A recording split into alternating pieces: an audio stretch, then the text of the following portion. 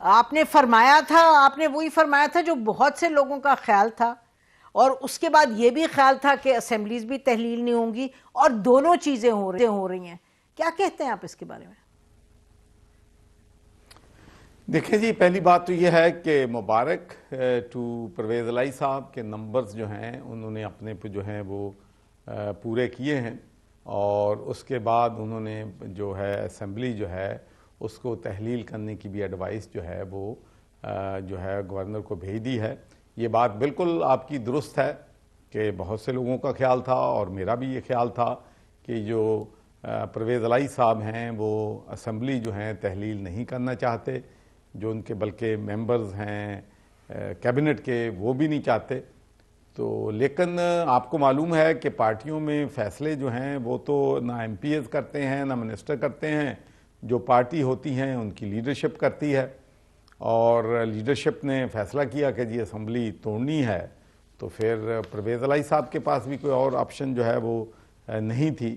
تو اب we are where we are, اب دیکھیں کہ آگے کیا ہوتا ہے. سر مبارک تو ملنی چاہیے عمران خان صاحب کو، جن کے بارے میں ہم سب کا خیال تھا کہ this one he will not be able to pull off, کہ نہ تو پرویز الہی صاحب ووٹ آف کانفیڈنس لے پائیں گے، اور آپ کو معلوم ہے ان کے دوست عمران خان صاحب کے بہت قریبی دوست واڈا صاحب، جن کے بارے میں کہا جاتا ہے کہ ابھی ان کو بڑی خبریں ہوتی ہیں وہاں سے جہاں سے خبریں بنتی بھی ہیں، وہ کہہ رہے تھے جی 30-40 لوگ نہیں ہوں گے اب ووٹ دینے کے لیے پرویز الہی صاحب کو. پھر یہ کہا گیا کہ جی ووٹ اس لیے ملائے کیونکہ یہ بات پکی ہے کہ تحلیل نہیں ہوگی، کیونکہ powers that be don't want کہ تحلیل ہو، اس سے انسٹیبلٹی پیدا ہوگی.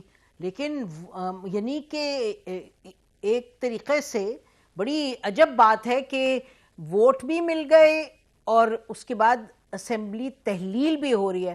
سو عمران خان وکٹری چودھری صاحب؟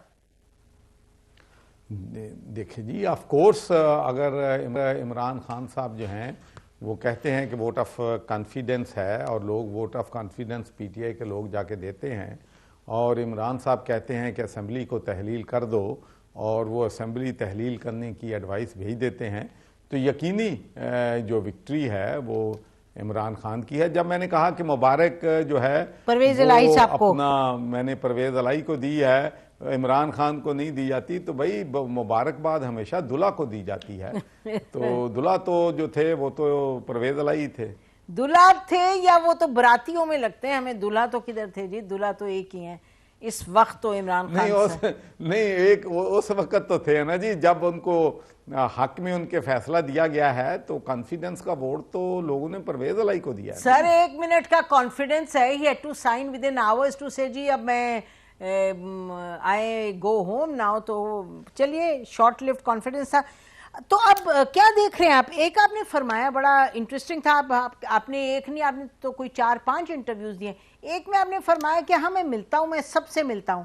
تو جو آپ سب سے ملتے ہیں، تو سب سے ملنے کے بعد آپ بتائیے گا کہ کیا سوچ ہے، کیونکہ یہ جو ووٹ آف کانفیڈنس ملا اور اس کے بعد تحلیل ہوئی، ووٹ آف کانفیڈنس کے جو نمبرز ملے ہیں وہ چودھری صاحب لوگ مانتے نہیں کہ یہ یعنی کہ خود ہی ہو گیا ہے. کیا نمبر 1، کیا یہ عمران خان صاحب کا جو پولیٹیکل ہے، ان کی پاور اور جو ان کا کرزمہ ہے، اس نے یہ ووٹ دلوائے ہیں یا کہیں اور کے کرزمے نے دلوائے ہیں؟ دیکھیں نسیم، یہ بڑی زبردست آپ نے بات کی ہے، لیکن میرا جو اپنا پوائنٹ آف ویو ہے اس ایشو پہ وہ بہت کنسسٹنٹ ہے. میں یہ سمجھتا ہوں کہ جو ووٹ آف نو کانفیڈنس آیا ہے اس میں بھی جو پاورفل حلقے ہیں وہ نیوٹرل ہوئے تھے. انہوں نے کوئی نہ گرانے میں نہ بنانے میں. ہاں یہ بات درست ہے کہ اگر وہ چاہتے کہ ہم نے پارٹی کی کسی ایک کی سائڈ لینی ہے تو پھر وہ ووٹ آف نو کانفیڈنس سے جو ہے وہ بچا سکتے تھے. اور اب بھی میرا یہ فرم ویو ہے کہ اسٹیبلشمنٹ جو ہے وہ نیوٹرل رہی ہے. حالانکہ خان صاحب تو یہ فرماتے ہیں کہ جب جو 75% انہوں نے سیٹیں جیتی ہیں پنجاب میں، اس میں بھی اسٹیبلشمنٹ نیوٹرل نہیں تھی، اس میں الیکشن کمیشن جو ہے نیوٹرل نہیں تھا. لیکن میں سمجھتا ہوں کہ ان الیکشنز میں بھی جو بائی الیکشن ہوئے ہیں، ضمنی الیکشن ہوئے ہیں، ان میں بھی جو ہے الیکشن کمیشن اور اسٹیبلشمنٹ نیوٹرل تھی. اور میں آج بھی یہ بات بلیو کرتا ہوں کہ اگر اسٹیبلشمنٹ نیوٹرل نہ ہوتی تو پھر پرویز الہی صاحب جو ہیں وہ کانفیڈنس کا ووٹ نہیں لے سکتے تھے. اگر نیوٹرل نہ ہوتی یعنی کہ پھر ان کو نہ ملتا. نہیں جی، ایک یہ بھی تو سوچ ہے نا کہ اسٹیبلشمنٹ چاہتی تھی کہ یہ اسمبلیز تحلیل نہ ہوں، کیونکہ اگر سٹیبلٹی کی بات دیکھی جائے، اور اس پہ تو بات کرنی ہوگی لازمی کہ پاکستان کی اقتصادیات، معیشت کا اس وقت کیا برا حال ہے، تو اس میں تو جو پتہ چل رہا ہے وہ تو یہی کہ اسٹیبلشمنٹ کا خیال ہے کہ سٹیبلٹی ہو. تو اب یا تو ہم یہ کہیں کہ اسٹیبلشمنٹ یہ سمجھ گئی ہے کہ یہ جو سٹیبلٹی ہے یہ ایک نئے الیکشن سے آئے گی، یا پھر اسٹیبلشمنٹ کا خیال ہے کہ بھئی سٹیبلٹی آئے گی اگر پنجاب کی اسمبلی انٹیکٹ رہے، because these are two very different things. اور جو اب ہم دیکھ رہے ہیں وہ تو دیکھیں نا الیکشن. جی دیکھیں، بات یہ ہے کہ میں تو چونکہ اسٹیبلشمنٹ کا کیا پوائنٹ آف ویو ہے، نہ میری اس سلسلے میں ان سے ڈسکشن ہوئی ہے تو وہ کیا سوچتے ہیں. میں تو یہ جانتا ہوں کہ پورا ملک یہ سوچتا ہے، پاکستان کے 22 کروڑ عوام یہ سوچتے ہیں کہ یہ پاکستان میں پولیٹیکل سٹیبلٹی آنی چاہیے.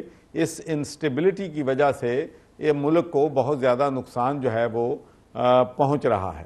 تو اس لیے میرے خیال میں تو تمام سیاسی جماعتوں کے جو قائدین ہیں ان کو ملک کا پہلے سوچنا چاہیے، اپنی ذاتیات اور پارٹی پولیٹکس سے ان کو باہر آنا چاہیے.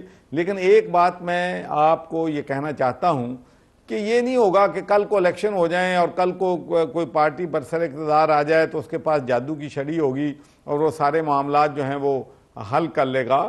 اس وقت ملک جن مشکلات کا شکار ہے اس میں بہت سے مشکل فیصلے ان سیاستدانوں کو کرنا پڑیں گے. آپ دیکھیں نا، 2-3 چیزیں میں آپ سے کہنا چاہتا ہوں اگر آپ مجھے اجازت دیں.